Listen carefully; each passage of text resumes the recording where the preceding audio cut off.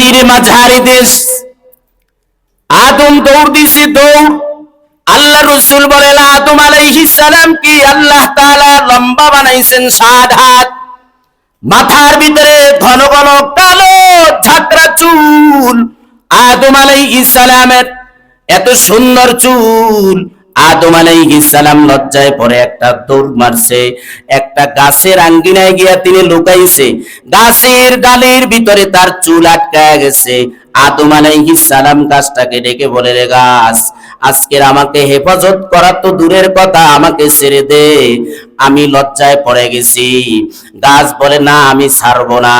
ইতিপূর্বে এই মুহূর্তে আল্লাহ তাআলা আওয়াজ দিলেন, এ আদম, তোমাকে না নিষেধ করেছিলাম, একটা আদেশ করেছিলাম, একটা নিষেধ করেছিলাম, জান্নাতে থাকবার, ঘুরবার, ফল খাইবা, সব কিছু করবা, তবে এই গাছের নিকটবর্তী হবা না।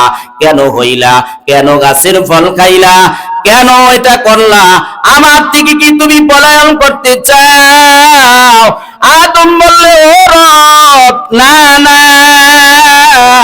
যখন পোশাক খুলে গেছে, নিচের দিকে তাকায় লজ্জায় পড়ে গেছি, ও আল্লাহ, আমি ভুল করেছি, আমাকে ক্ষমা করে দাও। আদম ভুল করেছে, আদমের সন্তানরা ভুল করবে কিয়ামত পর্যন্ত, এটাই হলো আদমের থেকে চলে আসছে। আদম আলাইহিস সালামকে আল্লাহ বললেন, তুমি কেন ফল খাইছো? তাই হাওয়া খাওয়াইছে। কে খাওয়াইছে? হাওয়ারে আল্লাহ জিজ্ঞাসা করলেন, ও হাওয়া, তুমি কেন ফল খাইলা, ফল আস্বাদন করলা?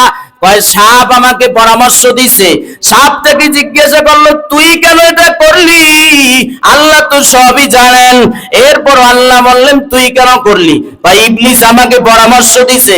ভাই, ঠিক আছে, প্রত্যেকের জন্য আমি শাস্তি নির্ধারণ করে দিলাম। ও সাপ, তোরে তো আমি পা বিশিষ্ট করে আমি সৃষ্টি করেছি, যা তুই আদম আর হাওয়া ইবলিসের পরামর্শ নিয়ে ফল খাওয়াইছো, এই অপরাধে তোর পাও আমি কেটে দিলাম। চিরকাল মানুষ তোর মাথার উপরে কদম দিবে, তোকে হত্যা করে ফেলবে, আর তুই বুক দিয়ে চলাফেরা করবি, পা আর জীবনে পাবি না। এটা তোর শাস্তি। ইবলিসের ডেকে বলল, চিরকালের জন্য তুই জান্নাত থেকে বঞ্চিত হয়ে গেলি, যা। এরপরে আল্লাহ বলেন, হে আদম আর হাওয়া, তোরা যে ফল খাইছো, আমার আদেশ মানো নাই, যা যা, চারজন এখন দুনিয়াতে চলে যা। মিন হাইসু শিকতুমা ولا تقربا هذه الشجرة فتكونا من الظالمين। मोहब्बते दुरूद शरीफ पढ़ी। अल्लाहुम्मा सल्लि अला सय्यिदिना व नबियना व शफियना व हबीबना व मौलाना मुहम्मद सल्लल्लाहु ताला अलैहि व अला आलिहि ওয়া আসহাবিহি ওয়া বারাকা ওয়া সাল্লাম।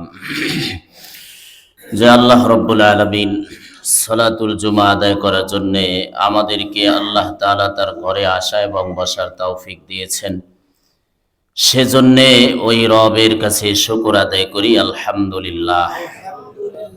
গত পর্বে আলোচনা চলতেছিল আদি পিতা আদম আলাইহিস সালাম এবং মা হাওয়া আলাইহাস সালাম সম্পর্কে। আমরা সেই ধারাবাহিক আলোচনা শোনার জন্যই আমি আবারও সূরাতুল আ'রাফের 19 নম্বর আয়াতে কারিমা আপনাদের সামনে তেলাওয়াত করেছি। আয়াতের তরজমা আল্লাহ তাআলা বলেন যে, ওয়া আদম, হে আদম, তুমি এবং তোমার স্ত্রী জান্নাতে বসবাস করো, ফাকুলা মিন হাইসু শিকতুমা, যে জায়গা থেকে তোমাদের ভালো লাগে, অর্থাৎ ইচ্ছা অনুযায়ী তোমরা ভক্ষণ করো, খাও। ওয়ালা তাকরাবা হাযিহিশ শাজারাতা, তবে এই যে একটা গাছ, এই গাছের নিকটবর্তী হবে না। ফাতাকুনা মিনাজ জালিমিন, যদি নিকটবর্তী হও তাহলে জালেমদের অন্তর্ভুক্ত হয়ে যাবে। এই ছিল আয়াতের অনুবাদ। ব্যাখ্যা গ্রন্থ তাফসিরে মাযহারিতে পাওয়া যায় যে আদম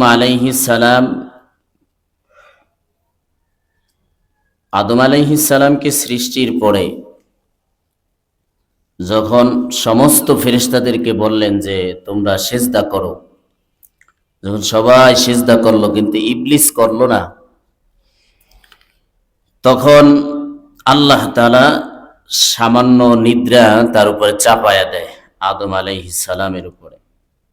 নিদ্রা তথা তন্দ্রা, যেটাকে আমরা ঘুম বলি, এলে এক অর্থ। অথবা আদম আলাইহিস সালাম জান্নাতের মধ্যে ঘুরতেছেন, ঘোরাফেরা করতেছেন, একা, নিঃসঙ্গ, কোনো সঙ্গ দেওয়ার কেউ নাই। তো জান্নাতের ভিতরে ঘুমায় গেছে। ঘুমানোর পরে আল্লাহ তাআলা আদমের বাম পাজরের একটি বাঁকা হাড় দিয়ে হাওয়া আলাইহাস সালামকে তৈরি করে তার কাছেই বসায় রাখলেন। তো বসায় রাখার পরে আদম আলাইহিস সালামের যখন ঘুম ভাঙলো, ঘুম ভাঙ্গার পরে তিনি দেখলেন যে তার পাশেই এক সুন্দরী রূপসী বসা। তো জিজ্ঞাসা করলেন, তুমি কি? তো বলল যে আমি তোমার জীবন সঙ্গিনী, আল্লাহ তাআলা তোমার জন্য আমাকে তৈরি করেছে, তোমার প্রশান্তির জন্য আমাকে আল্লাহ তাআলা সৃষ্টি করেছেন। তো আল্লাহ তাআলা বিবাহ শাদী করায়া দিলেন। বিবাহ শাদী করায়া দেওয়ার পরে আল্লাহ তাআলা আদেশ করলেন। কি আদেশ করলেন? একটা আদেশ করলেন আর একটা নিষেধ করলেন। এই বিষয়টাই আজকের বুঝবেন। একটা আদেশ করলেন, একটা নিষেধ করলেন। আদেশ করলেন যে যেখান থেকে ভালো লাগে সেখান থেকে খাও, অর্থাৎ যেই গাছ থেকে তোমাদের ভালো লাগে সেই গাছ থেকে ফল খাও, কোনো সমস্যা নেই, এটা আদেশ। ইচ্ছা অধিকার দিয়া দিলেন, আদেশ। আর নিষেধ করে দিলেন যে এই যে একটি গাছ, এই যে গাছ, এই গাছটার নিকটবর্তী হবে না, এটা হলো নিষেধ করলেন। মূলত এই একটি আদেশ এবং একটি নিষেধ, এটা আদম এবং হাওয়া উভয়ের জন্য পরীক্ষা ছিল। এই পরীক্ষায় তারা ফেল করছে। আর আল্লাহ তাআলা আদম এবং হাওয়াকে বানানোর বহু পূর্বেই তো আল্লাহ তাআলা পরীক্ষা নিরীক্ষা সহ আল্লাহ তাআলা সব কিছু আগামী ঠিক করে রাখছেন, কিভাবে আদমকে বানাবেন, হাওয়াকে বানাবেন, তারপরে কিভাবে তাদেরকে পরীক্ষায় ফেলবেন, তারা পরীক্ষায় পাস করবে কি করবে না, আল্লাহ কি জানেন নাকি জানেন না? সবকিছুই তো জানেন। তো আল্লাহ তাআলা নিজের পরিকল্পনা অনুযায়ী যেভাবে তিনি সাজাইতে চাইছেন সেইভাবে সাজায়া পরীক্ষায় ফেলে দিলেন। পরীক্ষায় ফেল করবে না পাস করবে এটাও তো আল্লাহ জানেন।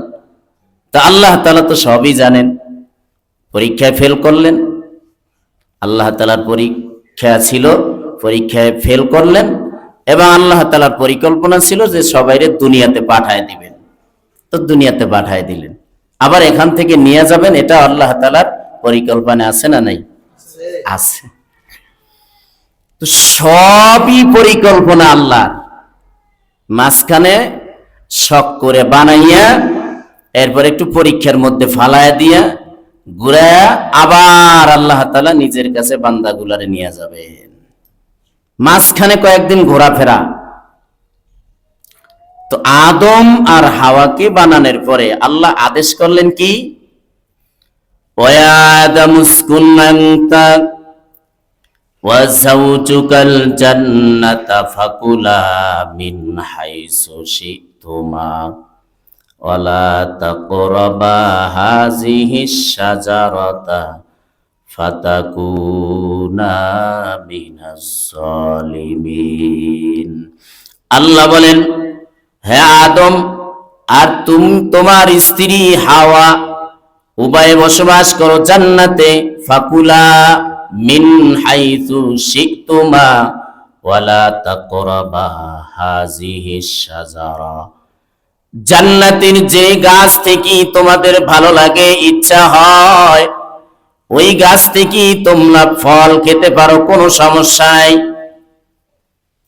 আল্লাহ এখানে ইচ্ছা অধিকার দিয়ে দিলেন স্বামী এবং স্ত্রী উভয়ে, আদম আর হাওয়াকে। এ কথার দ্বারা বোঝা যায় যে স্বামী এবং স্ত্রীর রুচি কোনোদিন এক হয় না। স্বামী এবং স্ত্রীর রুচিশীলতা এক না ভিন্ন? আমাদের যাদের স্ত্রী আছে, আমরা তো বুঝতে আছি যে আমি যেটা পছন্দ করি আমার স্ত্রী সেটা পছন্দ করে না। তাহলে কি করতে হবে? স্ত্রীর পছন্দনীয় যে জিনিসগুলো আছে যদি হালাল হয়, তাহলে সেগুলো সমর্থন যদি থাকে স্বামীর, তাহলে সেগুলো এনে স্ত্রীকে দেওয়া, এটা স্বামীর অধিকার এবং কর্তব্য। যেই জিনিসগুলো স্ত্রী পছন্দ করে, খাবার বিষয় আছে, পোশাকের বিষয় আছে, আছে না নাই? যদি স্বামীর সামর্থ্যের ভিতরে থাকে এবং জিনিসগুলো হালাল হয়, তাহলে স্বামীর কর্তব্য হলো স্ত্রীর এইগুলো এনে দেওয়া। যেহেতু সৃষ্টিগতভাবেই আল্লাহ তাআলা নারী এবং পুরুষের রুচিশীলতা আলাদা করে, ভিন্নতা রেখে আল্লাহ তাআলা সৃষ্টি করেছেন। শুধু কি রুচি না, একটা নারী একটা পুরুষ সম্পূর্ণ আলাদা আলাদা অবকাঠামো দিয়ে আল্লাহ বানাইছেন। বলেন, নারীর শারীরিক অবকাঠামো আর আমাদের পুরুষদের অবকাঠামো এক না ভিন্ন? সব কিছুই তো আলাদা, যদিও একরকম। নারীদের চোখ আমাদের চোখ একরকম, একই, তাদেরটাও চোখ আমাদেরটাও চোখ, কিন্তু আলাদা আছে না নাই? আছে, মানে কঠিন ভাবে আল্লাহ তাআলা অনেক সুন্দর করে তাদেরকে সৃষ্টি করেছেন, যাতে পুরুষের মনোরঞ্জনা, পুরুষের প্রশান্তিদায়ক হয়। এইভাবে আল্লাহ তাআলা আলাদা আলাদা করে বানাইছে। তাহলে রুচিশীলতা বুঝাইতে চাইলাম যে আল্লাহ তাআলা সৃষ্টিগত ভাবেই আদম এবং হাওয়ার ভিতরে রুচিশীলতাও আলাদা আলাদা করে আল্লাহ দিয়েছেন। এজন্য স্ত্রীর রুচি আর স্বামীর রুচি কোনোদিন এক হবে? পছন্দ এক হবে না, ভিন্ন ভিন্ন। আপনি একবার আপনার স্ত্রী নিয়ে মার্কেটে যাবেন, আপনার যেটা পছন্দ হয় এটা আপনার বিবির পছন্দ না, আপনার বিবির যেটা পছন্দ হবে এটা আপনার পছন্দ না। কথা ঠিক না? হবে ঠিক? তাহলে রুচির আলাদা আছে। তা না হলে তো আল্লাহ তাআলা এটাও বলতেন যে এই ফলগুলোই খাইতে হবে।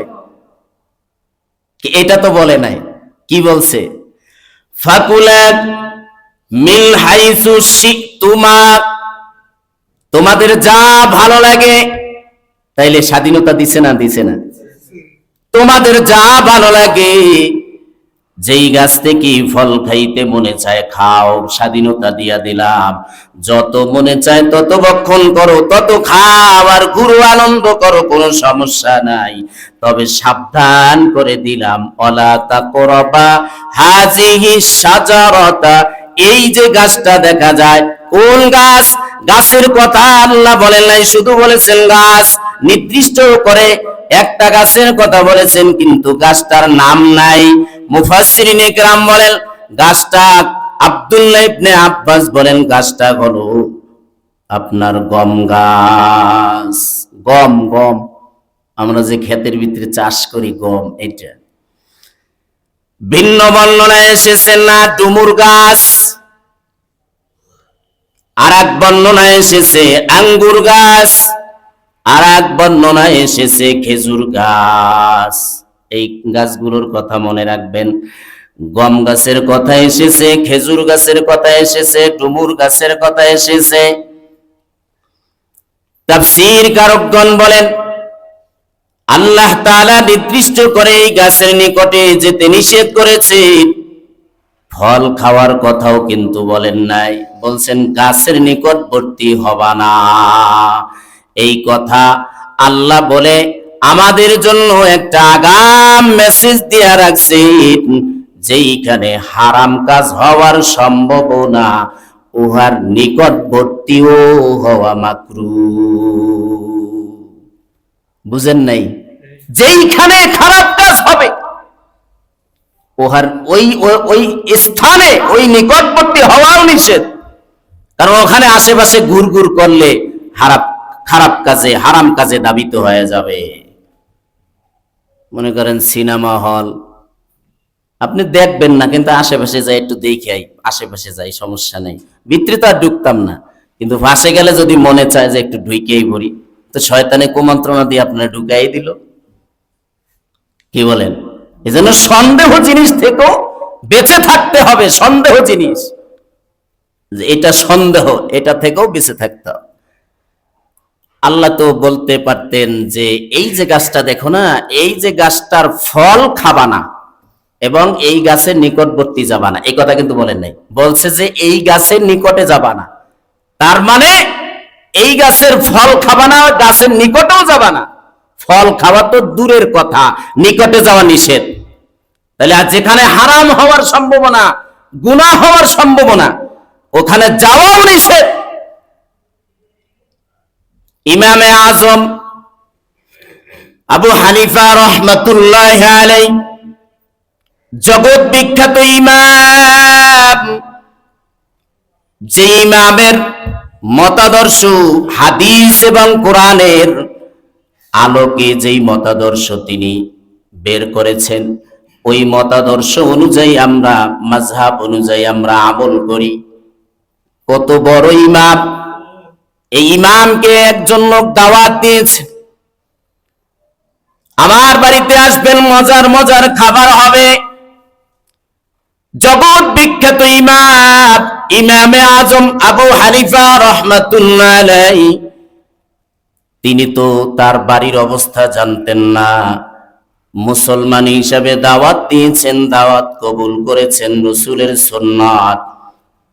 দাওয়াতে যখন তিনি চলে গেলেন, বাড়ির আঙ্গিনায় যখন গেছে, তিনি ডেক সেটের আওয়াজ শুনেন, গানের আওয়াজ শুনলেন। শোনা মাত্রই তিনি ওই স্থান থেকে চলে আসলেন, আর ওই বাড়িতেই ঢুকে নাই। বলবেন হুজুরের অনেক দাম, অনেক মূল্য, অনেক বড় মাপের আলেম, এই জন্য আমাদের মূল্যায়ন করলো না, বাড়ির আঙ্গিনায় এসে আবার ফেরত চলে গেলে। না না, ব্যাপারটা এমন নয়। এই যে কথাটাই, যে ওই বাড়ির ভিতরে গানের আওয়াজ চলতেছে, ওখানে ঢুকলেই তো তার গান শুনতে হবে। হাদিসে রাসূল বলেন, যারা হেডফোন লাগাইয়া গান শুনবে, গান, হারাম গান শুনবে, গান দিয়া তার কানের ভিতরে গানের আওয়াজ শুনতে থাকবে। শুধু গানের কথা বলা হয় না, বাঁশির আওয়াজের কথা বলা হয়েছে। রাসূল বলেন, যারা হেডফোন লাগাইয়া গান শুনবে, আগুনের সীসা গলাইয়া তার কানের ভিতরে দেওয়া হবে। নাউযুবিল্লাহ বলেন। কতটা কঠিন কথা রাসূল বলেছেন। তো ইমামে আজম চলে আসলেন বাড়িতে, দাওয়াতে আর যায় নাই, কারণ ওর ভিতরে ঢুকলেই তো গান শুনতে হবে, ওখানে কত কিছু হইবে, কত সমস্যা, বিয়ার আসর, বিবাহ শাদী। এটা মনে করেন যে বিবাহ শাদী এখন বর্তমানে গান আর গান দিয়েই মনে করেন বিবাহ শাদী উদযাপন করা হয়, আনন্দ করা হয়। যদি কোনো টুপিওয়ালা, কোনো হুজুর প্রতিবাদ জানায়, বা কোনো সাধারণ মুসল্লিও যদি, বা কোনো মুমিন বান্দাও যদি প্রতিবাদ জানায়, তাহলে তার বিরুদ্ধে লেগে যায়। কথা ঠিক না? ঠিক। তারে ক্ষতি করার চেষ্টা করে, যে আমাদের গানের বিরুদ্ধে কেন হুজুর কথা বললো, বহুত সমস্যা। তাহলে যেইখানে হারাম কাজ হবে ওখানে যাওয়া তো নিষেধ, আর আশেপাশে যাওয়াও নিষেধ। তা আল্লাহ তো বলতে পারতেন যে তোমরা এই ফল খাবা না, ডাইরেক্ট এটাই বলতে পারতেন, এই যে গাছটা দেখো, এই গাছটার ফল খাবা না। এই কথা তো আল্লাহ বলেন নাই, বলছেন গাছের নিকটবর্তী হবা না। এখান থেকে আমাদের জন্য শিক্ষণীয় হলো যে যেইখানে, যেই স্থানে, যেই জায়গায়, যেই দেশে খারাপ কাজ হবে, ওর নিকটবর্তী যাওয়া যাবে না। এটা মেসেজ। আল্লাহ বলেন যদি যাও, সাবধান করে দিল, ওয়ালা তাকরাবা হাযিহি শাজারাতা ফাতাকুনা মিনাজ যালিমিন। এই গাছের নিকটবর্তী হবা না, যদি হও তাইলে তোমরা জালেমদের অন্তর্ভুক্ত হয়ে যাবে। এখানে জালেম বলতে বুঝাইছেন আল্লাহ তাআলা তাদেরকে বুঝাইছেন যদি তোমরা এই গাছের নিকটবর্তী হও তাইলে তোমরা উভয়ে নিজেকে ধ্বংস করে ফেলবে। তাই তো হয়েছে, নিজেদেরকে ধ্বংস করে ফেলেছে, জান্নাতের নেয়ামত থেকে বঞ্চিত হয়ে গেল। শুধু কথা এখানে শেষ নয়, فوسوس لهما الشيطان ليبدي لهما ما وري عنهما من سوآتهما وقال ما نهاكما ربكما عن هذه الشجرة إلا أن تكونا ملكين أو تكونا من الخالدين। এবারে আদম আর হাওয়া জান্নাতের মধ্যে বসবাস করতেছেন, পাশাপাশি ইবলিস তো মাহরুম হয়ে গেল জান্নাতের নেয়ামত থেকে। কেউ যখন হিংসা করে, হিংসার আগুনে নিচে জ্বলে পুড়ে শেষ হয়ে যায়।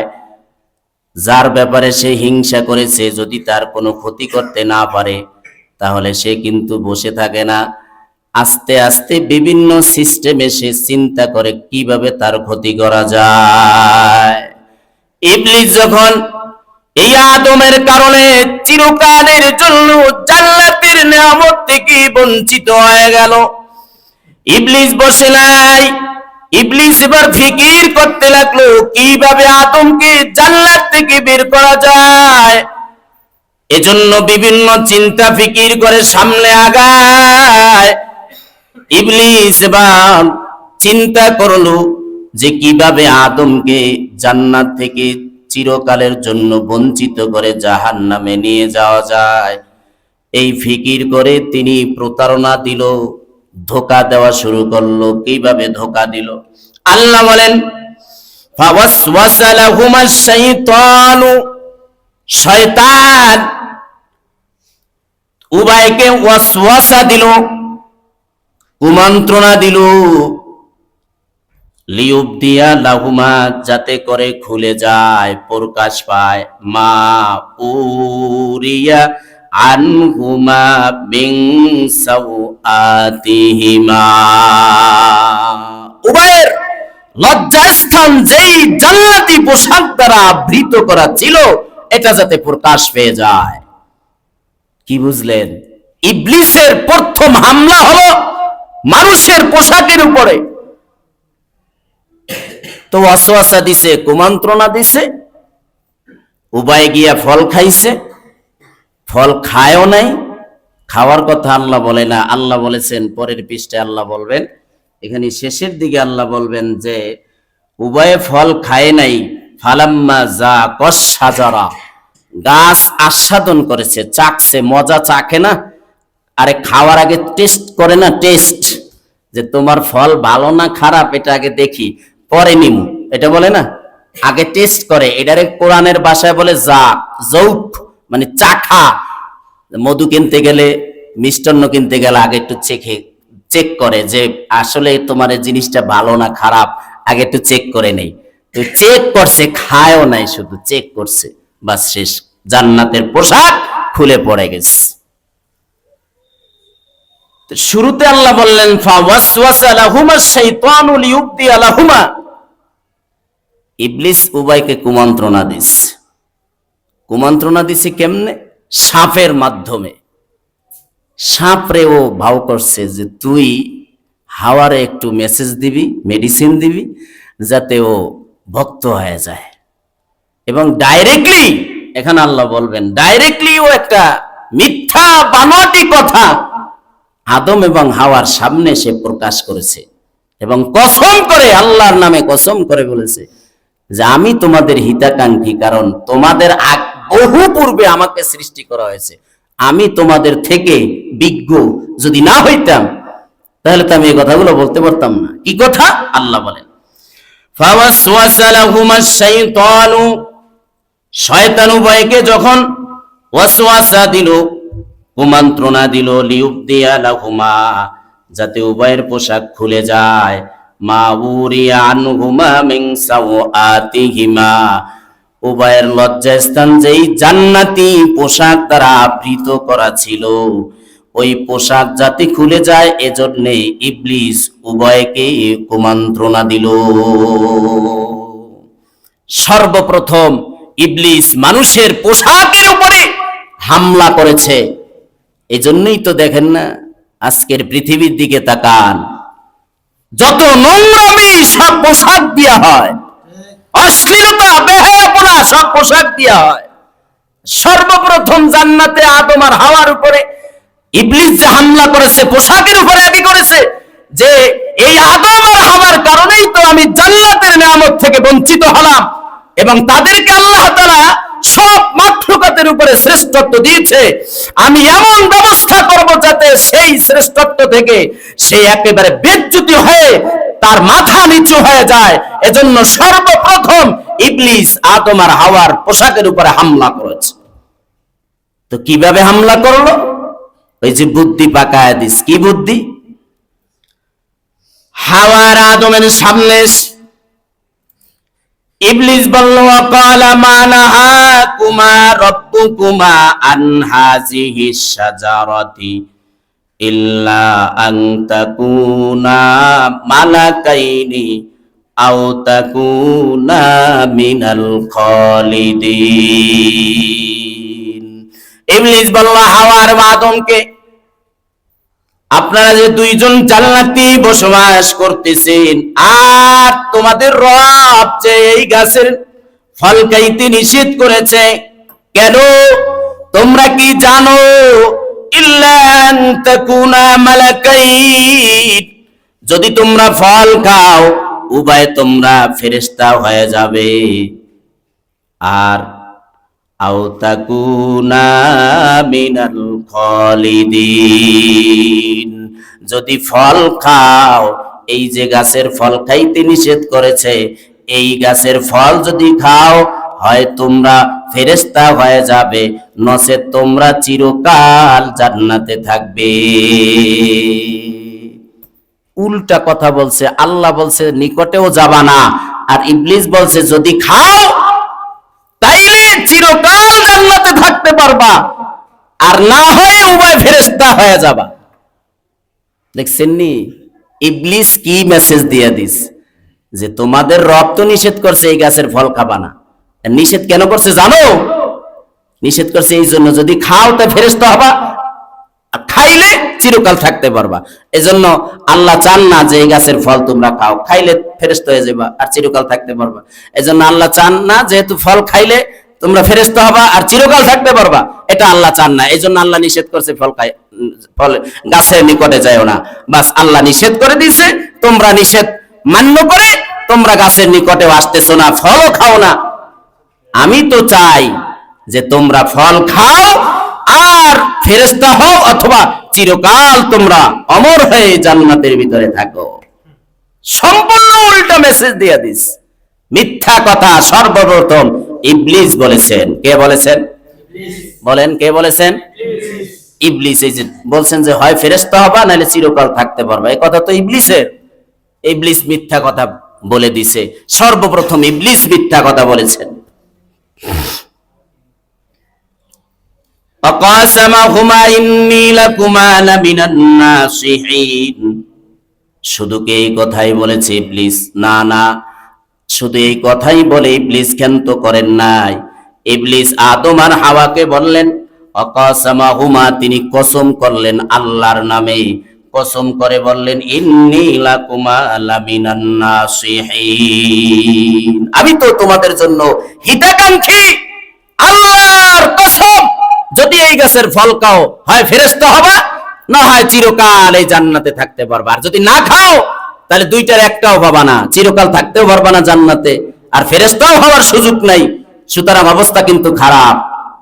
এই কসম করে এই কথা ইবলিস যখন বলছে, তো তখন তারা ফল আস্বাদন করেছে। ফাদাল্লাহুমা বিগুরুর ফালাম্মা যাকা শাজারাতা বাদাত লাহুমা সাওয়াতুহুমা ওয়া তাফিকা ইয়াখসিফানি আলাইহিমা মিন ওয়ারাকিল জান্নাহ।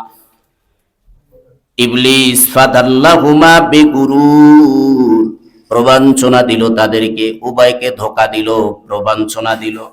প্রবঞ্চনা দেওয়ার পরে ফালাম্মা যাকা শাজারাতা বাদাত লাহুমা, যখন তারা ওই গাছ আস্বাদন করলো, বাদাত লাহুমা সাওয়াতুহুমা, উভয়ের পোশাক খসে পড়ে গেল, উভয় উলঙ্গ হয়ে গেল। তাফসীরে মাযহারিতে এসেছে জান্নাতের ভিতরে আদম আর হাওয়া যেই পোশাক পরিধান করেছিলেন ওটা নূরের পোশাক ছিল, নূরের পোশাক।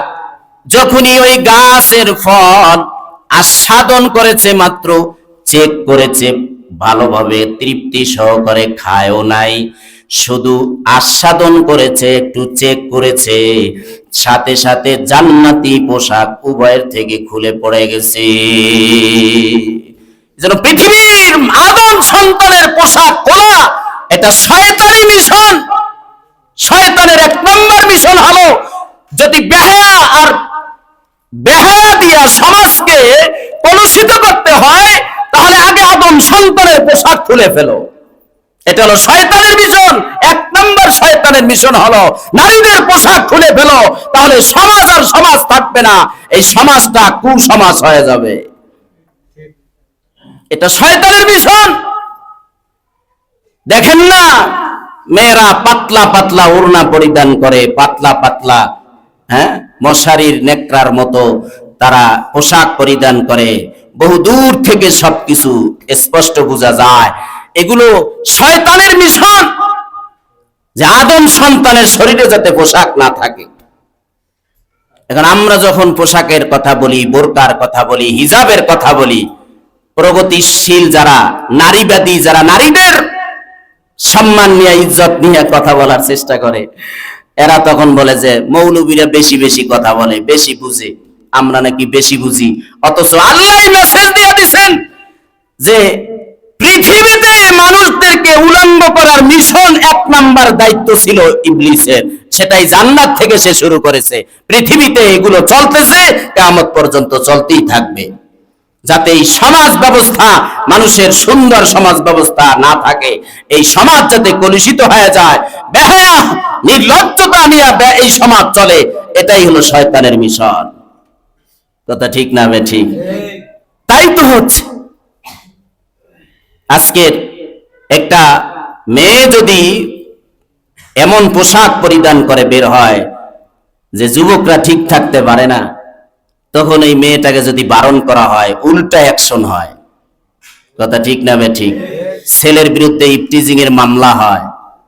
আর সব থেকে মানুষ এটাকে খারাপ নজরে দেখে কি জানেন? বলে ওই যুবকের নজর খারাপ, তো এই জন্য এই কথা বলে। কথা ঠিক না বে ঠিক? বিড়ালের সামনে শুটকি দিয়া যদি বলেন তুই খাইতে পারবি না, ধরতেও পারবি না, সাবধানে দিকে তাকাইতেও পারবি না, যদি তাকাস তোর নামে ইফটিজিং এর মামলা হবে। তাহলে ব্যাপারটা কেমন হলো? হ্যাঁ, সমাজ ব্যবস্থা তো আর এইরকমই চলতেছে আমাদের। বিড়ালে তাকাইলো কেন? এটা বিড়ালের দোষ। কিন্তু আপনি যে মানুষ যে শুটকি রাখতেছে, এটা কোনো দোষ না। নিজের মেয়েটাকে অর্ধ উলঙ্গ এরকম এই ধরনের পোশাক পরিধান করে সে যে বের হচ্ছে, গেঞ্জি আর একটা প্যান্ট পরে একটা যুবতী মেয়ে বেরিয়ে যাচ্ছে, এজন্য কারো কোনো স্লোগান নাই, কোনো কথা নাই। কিন্তু কোন যুবক যদি এই মেয়েটার ব্যাপারে কোনো মন্তব্য করে বা কোনো কিছু বলে, ওই যুবকের চাকরি সুদ্ধা নাগরিকত্ব পর্যন্ত বাতিল করার চেষ্টায় লিপ্ত হয়ে যায় মানুষ। কথা ঠিক না বে ঠিক?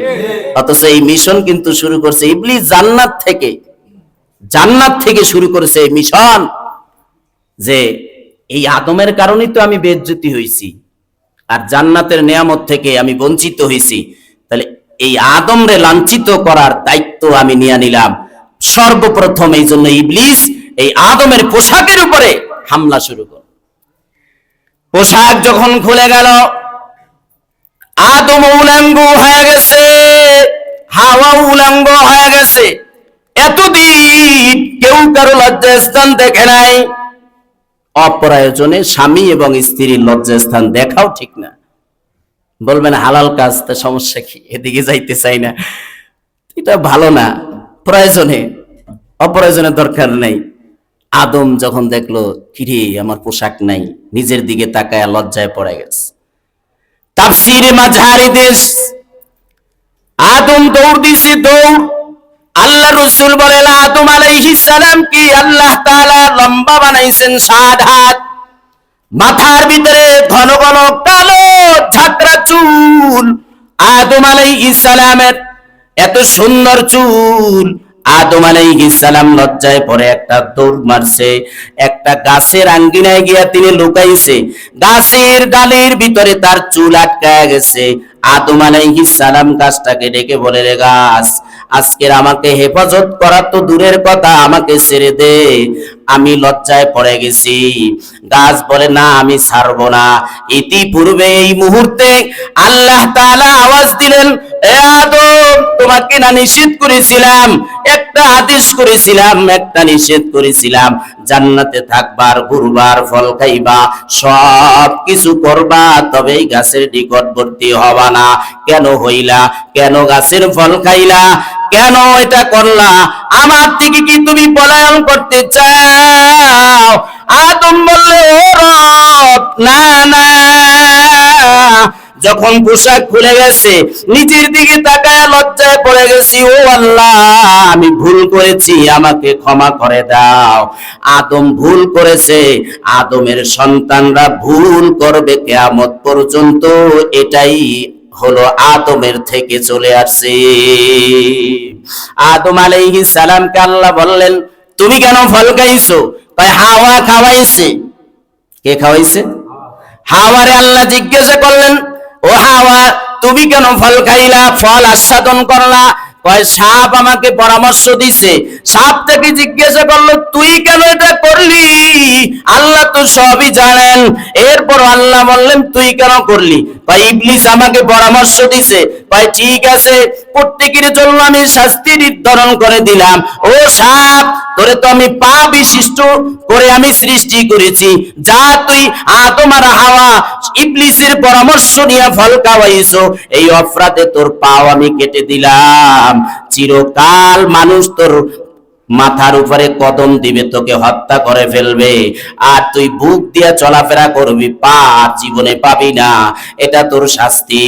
ইবলিসের ডেকে বলল, চিরকালের জন্য তুই জান্নাত থেকে বঞ্চিত হয়ে গেলি, যা। এরপরে আল্লাহ বলেন, হে আদম আর হাওয়া, তোরা যে ফল খাইছো, আমার আদেশ মানো নাই, যা যা, 4 জন এখন দুনিয়াতে চলে যা।